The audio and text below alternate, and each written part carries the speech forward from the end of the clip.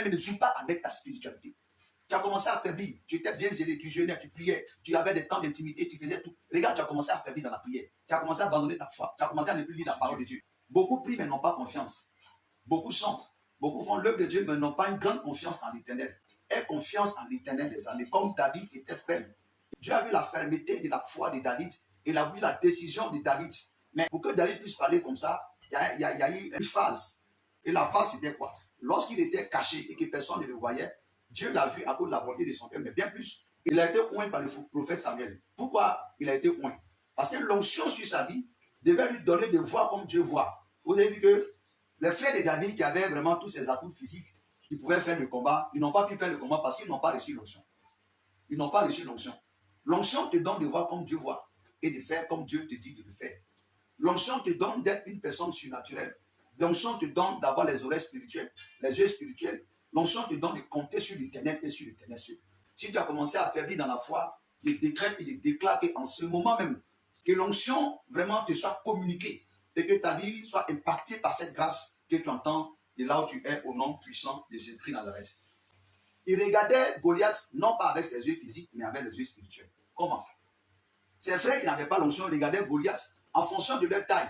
Mais David qui avait l'onction, il regardait Goliath en fonction de la taille de Dieu. Regardez là où Dieu se trouve et regardez là où Goliath se trouve. Pour lui, regardant selon les yeux du Seigneur, il voit un nain. Mais pourtant, les frères de David qui n'avaient pas l'onction, quand ils voient Goliath, ils voient que Goliath a 3 mètres, 3 mètres et demi. Ils voient quelqu'un de grand de taille. Mais c'est l'onction, c'est pourquoi on dit l'onction fait la différence. L'onction fait la différence. Donc, toi qui es en train de faire, il faut chercher la face de Dieu, bien-aimé. Il faut chercher la face de Dieu. Dieu va se révéler à toi. David qui avait le regard selon le Seigneur, il a commencé à faire le combat. Et le combat était d'abord spirituel. Il dit la victoire appartient à l'Éternel. Je suis en train de te dire ce soir que la victoire appartient à l'Éternel. Le problème que tu traverses, la situation que tu vis, n'est pas plus que l'Éternel des armées qui a créé les cieux et la terre. Tu peux t'imaginer combien de fois la terre est grande, mais cela se trouve dans la main du Seigneur. Tu peux t'imaginer combien de fois le soleil est grand, mais le soleil obéit aux prescriptions que le Seigneur lui a données. Ta vie n'est pas quelque chose qui peut intimider le Seigneur. David a eu confiance. Il a dit que ce Goliath qui était en train d'invoquer cette divinité ne pouvait pas avoir le dessus. C'est pourquoi quand Goliath a parlé, il a aussi parlé. Il ne faut pas laisser les gens parler sur ta vie d'une manière négative et puis tu es assis, tu ne dis rien. Quelqu'un te dit tu ne vas pas réussir, tu vas mourir. Tel que tu es, c'est comme ça que tu vas rester. Et puis tu fermes ta bouche. Tu ne sais pas que la première arme par laquelle Dieu a créé toutes choses, c'est la parole. Quand une parole négative vient s'attacher à ta vie, il ne faut pas laisser cette parole avoir une sémence en toi. Tu dois réfugier la parole et changer la parole, retourner à l'envoyeur et laisser la sémence de Dieu s'accomplir. Bien aimé, c'est ce qui fonde la foi d'un enfant de Dieu. Goliath faisait ses incantations. David a commencé à lever la foi.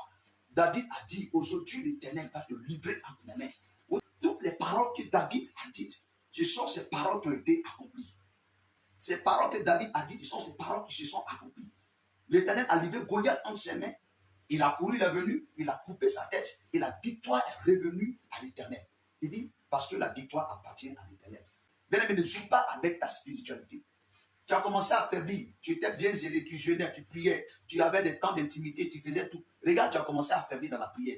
Tu as commencé à abandonner ta foi. Tu as commencé à ne plus lire la parole de Dieu. Tu as commencé à avoir des amis qui sont éloignés du Seigneur. Il faut arrêter ça. N'attends pas jusqu'au pire avant de revenir au Seigneur. Ça sera peut-être trop tard. Prends soin de ta vie spirituelle. Sors de tout ce qui peut compromettre ta spiritualité. La vie que tu mènes qui ne glorifie pas Dieu, il faut l'arrêter. Il faut prendre une décision, même si ça va te coûter quelque chose. Prends la décision selon le Seigneur, parce que ton aspect spirituel est la chose la plus importante. David a soigné son aspect spirituel.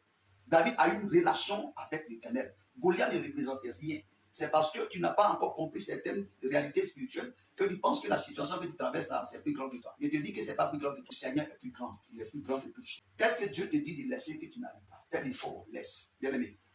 Quel sacrifice le Seigneur te demande pour soigner ta spiritualité que tu n'arrives pas? Mais il veut te dire, Balaam a fait tout ce qu'il pouvait faire. Il a vu que non, il ne pouvait pas maudire ce peuple. Pourquoi?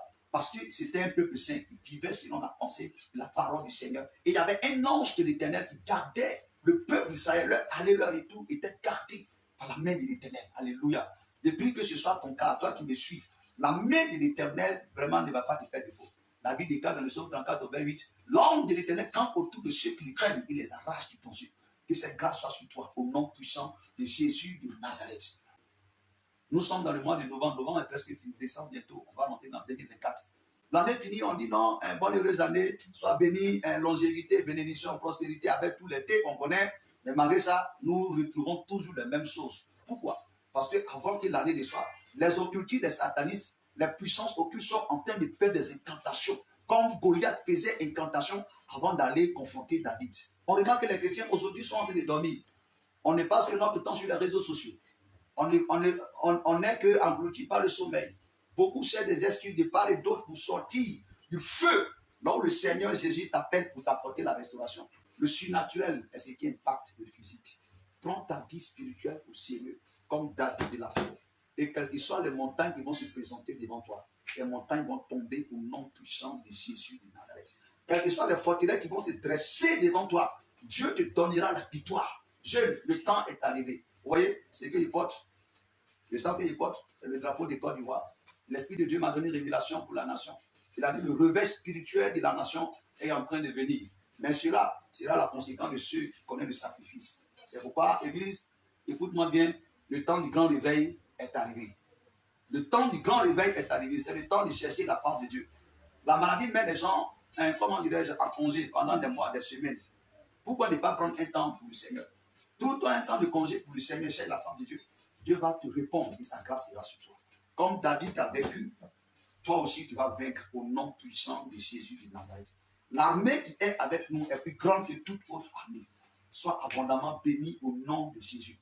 Je veux dire à quelqu'un, le temps est parti, il n'y a plus de temps. Les âmes sont à être gagnées. Gagnons les âmes à Christ, afin que le nom de l'Éternel soit glorifié et que nous recevions la couronne de la gloire. Sois abondamment béni au nom puissant de Jésus.